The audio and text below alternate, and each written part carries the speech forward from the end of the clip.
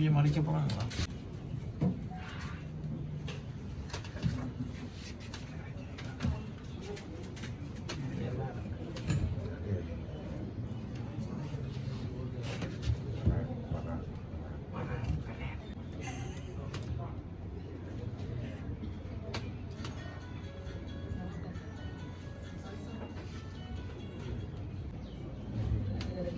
அனைவருக்கும் வணக்கம். இனஅழிப்பு நடவடிக்கை நிஜமாக 2009 மேற்கொண்ட தமிழின அழிப்பு உச்சமாக மே மாதம் இடம்பெற்ற சம்பவத்தில் உயிரிழந்த தமிழ் மக்களையும் அதன்போது உயிர் நீத்த அனைவரையும் நினைவு கூர்ந்து பொதுச்சுடரேற்றி அகவணக்கம் செலுத்துவோம். பேரினவாதத்தினால் தமிழர் என்ற ஒரே காரணத்துக்காக இனப்படுகொலை செய்யப்பட்ட தமிழர்களை நினைவு கூறுகின்ற முள்ளிவாய்க்காலில் இனப்படுகொலை செய்யப்பட்ட தமிழர்களை நினைவு கூறும் விதமாக இந்த மாண்புமிகு வாரத்தில் நடைபெறுகின்ற இந்த அமர்வில் அவர்களை நினைவு கூறுவதை நாம் சம்மதத்தோடு ஏற்றுக்கொள்கிறோம்.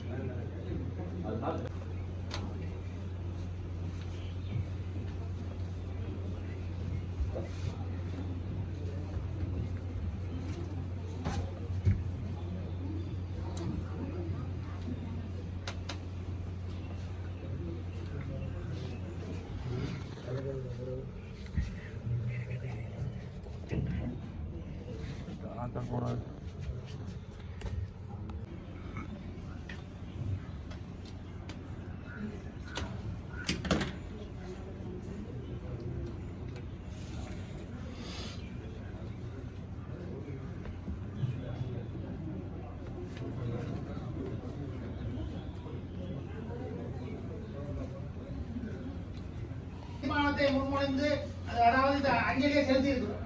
அதிலே கூட பங்கெடுக்க முடியாத மனநிலையில் உள்ளவர்களை நாங்கள் என்னன்னு சொல்வோம். அவர் தமிழா இல்லையா? தமிழ் மக்களுக்கு வாக்கு பெற்று வந்திருக்கிறார். அப்படி தமிழ் மக்களுக்கு வாக்குகளை பெற்று வந்தவர்கள் இந்த நிகழ்ச்சியை புறக்கணிப்பாளர்கள் தமிழ் மக்களை அவமதிப்பது போல் உங்களுடைய உணர்வுகளை நாங்கள் வெளிக்கொண்டிருக்கிறோம். அது அவரவற்றை விருப்பம்.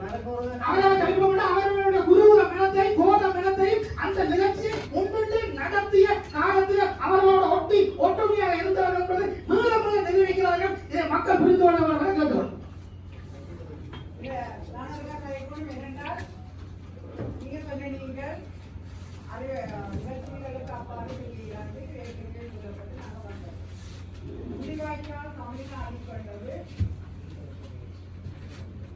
கூறுகின்ற எங்களுடைய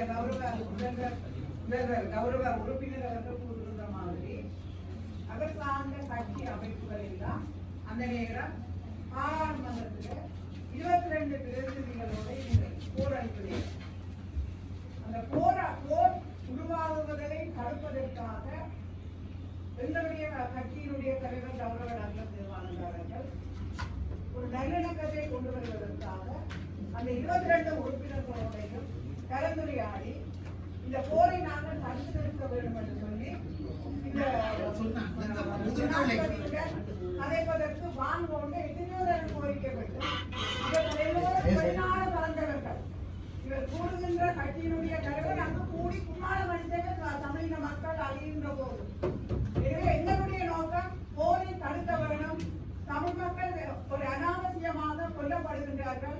உரிமை போராட்டம் என்பது அழிவுக்கானதல்ல, ஒரு தேசிய நல்லிணக்கத்துடன் கொண்டு வரப்பட வேண்டும் என்ற ஒரு முனைப்போடு தொடங்கியவர் தான் கௌரவ டாக்டர் தேவானந்தா.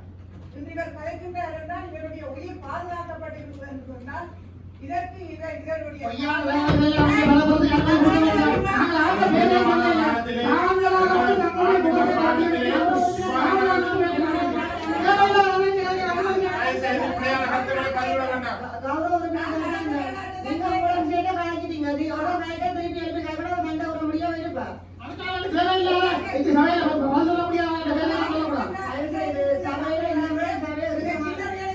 நாங்கள் தேசிய நல்லிணக்கத்துடன் செயல்பட்ட கட்சி என்ற அடிப்படையில் இதை இன்னும் அடிப்படை நாங்கள் தடுத்திருக்கலாம் நாங்கள் இதனை தடுத்திருக்கலாம் என்ற குரலுக்கு எங்களுடைய தமிழ் தேசிய கூட்டமைப்பு பங்கேற்கவில்லை கூட்டமைப்பு ஒத்துழைக்கவில்லை என்பதை இதில் கண்டனமாக தெரிவித்து அமைக்கும். சரி நன்றி.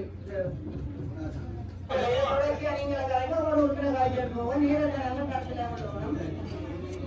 இதே மாதிரி எல்லாமே நேரத்துல கருத்துல சரி சரி ஓகே கொண்டு போறோம். நம்ம இதுல கடைசி முடியணும் நம்ம. இல்ல நாங்க இது சட்ட ஆலோசனை சட்ட நடவடிக்கை நாங்க வந்து நீங்க மீண்டும் சபைக்கு கொண்டு வந்து முடிவெடுக்கணும்னு சொல்லல. நீங்க பட்டா நீங்க நேரடியாவே சட்ட நடவடிக்கை மூலம் நீங்க அனாதார வந்து அபேசிய நீங்க எங்களை வச்சு விரும்பினார் நான் இந்த விஷயத்தை சொல்ல அதே கட்சிக்கு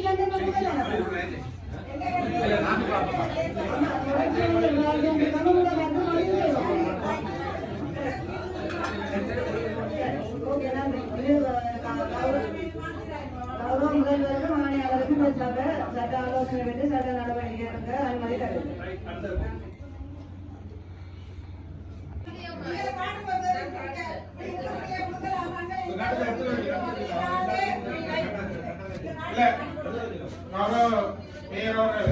இந்த விஷயங்கள்ல இதே மாதிரி பிரச்சனையை நிறைவேற்றதற்காண்டிதான் போன முறை ஆணையாளர் கேட்க குழுநில விவாதத்துல நாம சொன்னாங்க இந்த கூட்டம் 9 இருந்து 9 வரை நடக்குது. இதே பிரச்சனை நீங்க குழுநில விவாதத்துக்கு போட்டுட்டு திருப்பி ஆணையாளர் கேட்க நாங்கள் திருப்பி கதைக்கப்பட்டு ஆனபடியா கட்டாயம் நீங்க ஆணையாளரை இந்த கூட்டத்தை வரவழைக்க வேண்டும். நாங்கள் சொல்லி சொன்னாங்க மாறாண்ட மாதிரி அன்னை சொன்னவர். ஆனால் ஏன் இன்றைக்கு திருப்பி விரைவில் என்பது எங்களுக்கு தெரியல. இந்த மாநகர சபையின் வரலாற்றில் இந்த 4 மாதம் தான் ஆணையாளர் இல்லாமல் சபை அமர்வுகள் நடக்குது. அப்ப அதுக்கு முதல் நடந்த அமர்வுகள் எல்லாம் பிள்ளையா இதைத்தானே நாங்க அன்றைக்கு கண்டுகொண்டிருக்கிறோம்.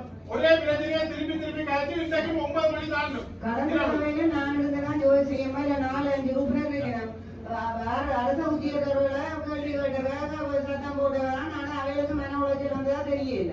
அதுதான் நான் சொல்லுவாங்க. அப்ப திருப்பி திருப்பி இதே கண்ணியே திருப்பி இவன் மட்டும் போயிட்டு மீடியா போயிடும். ஆனா நாங்கள் அதே கண்ணியா ஆணையாளர்கிட்ட இதே மாதிரி தான் கேட்கிறாங்க. உரத்தவரெல்லாம் கேட்கிறாங்க.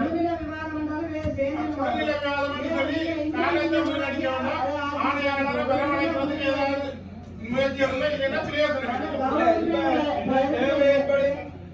உத்தியோகத்துல கூப்பிடலாம் இருக்குதானே முக்கியமான கேட்குது ஆணையாளர் கூப்பிடும்.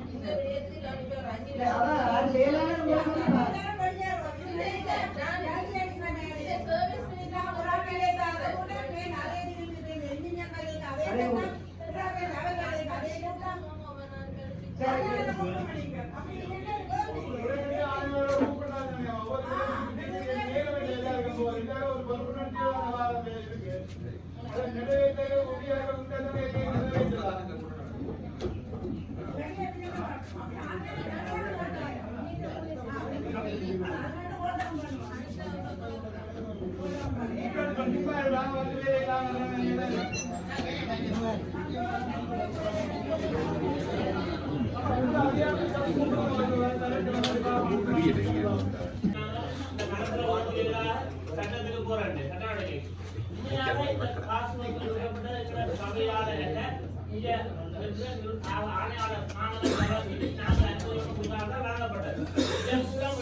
முடிவுகள் எல்லாம் இந்த சபை எடுக்கவே இல்லை. அப்ப கட்டி முடிச்சு திறக்க மாட்டேன் இந்த சபை தீர்மானம் எடுத்து செய்யலாம். இது ஆணையாளர் தந்த பங்கு என்னன்றதை தெளிவுபடுத்தணும். இரண்டாவது விஷயம்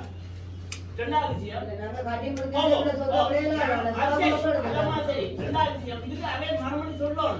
நாங்க தீர்மானத்துக்குள்ள வாழ சிக்கல் எடுத்து அவளை மறுமணி சொல்லணும். இவ்வளவு ஊத்தது ஆறு அனுமதித்தது விஷயம் இருக்கணும். இப்ப ஆட்சியவாணிக்கு நாங்க போய் கட்டி போட்டு நாங்க போய்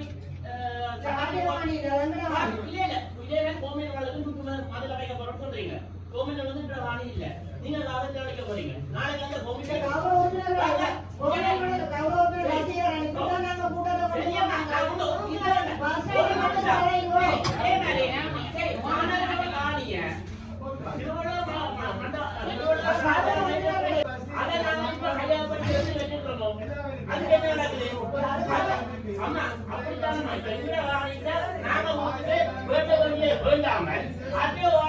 போட்டு அதுக்கு நாங்க கட்டணம் போறோம்.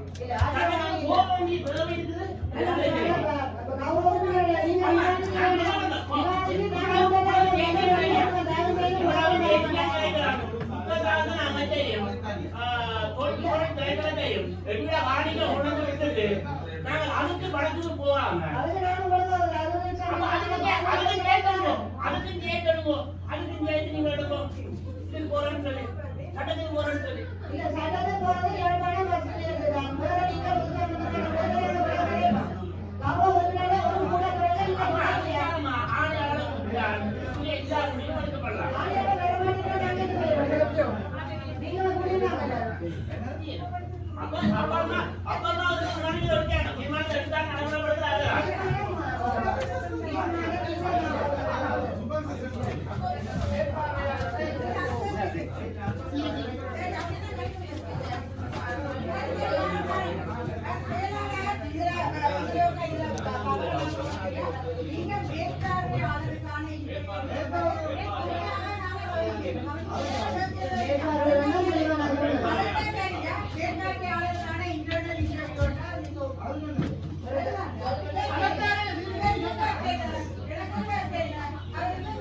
இல்ல என்னன்னு தெரியுதுன்னா அமர்வு நடக்க கவனம் இல்லை அமர்வு இருந்துட்டு சமயம் நேரத்தை புறப்படாது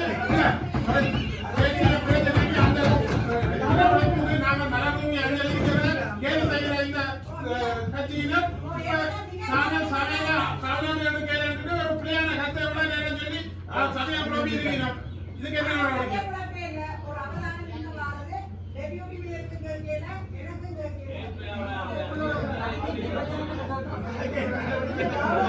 ஏன் பதவியேற்கனா அமைதியாக எல்லாம் பேசும்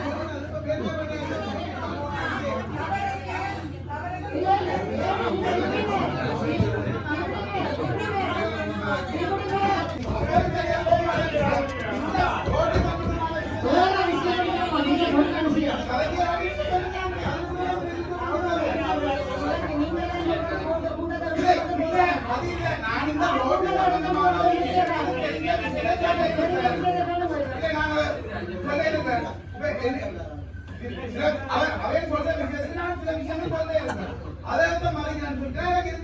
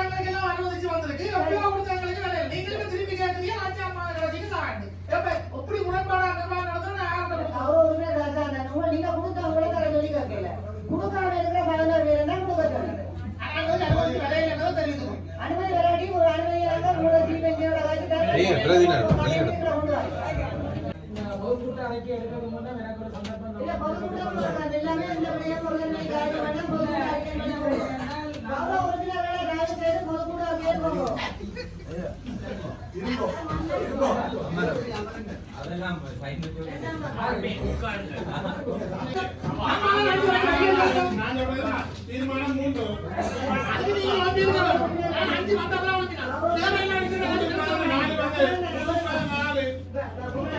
3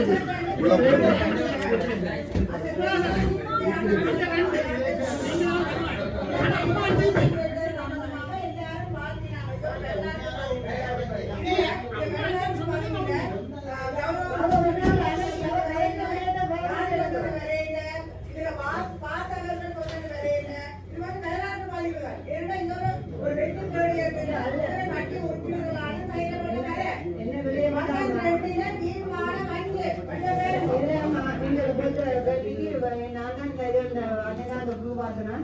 இதனால தொடர்ச்சியா நான் போனேன். நான் நினைக்கிறேன் ஒரு 20-30 பேர் பார்த்து சொல்லி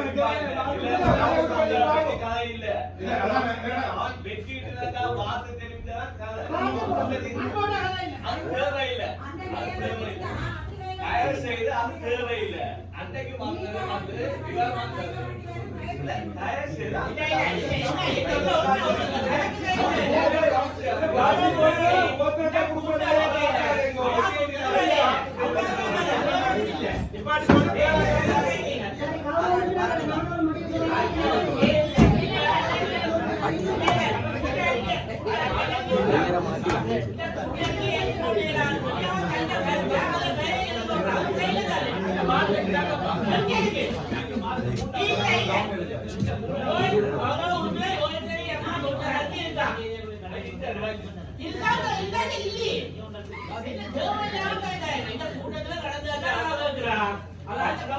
சரின்னு சொன்னால்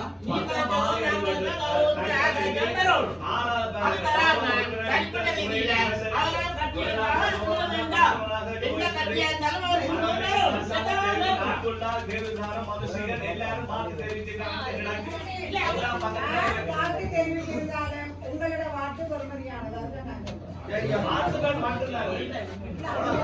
அம்மா எங்கட வாக்கு பெருமையான சைஸ்ல 20,000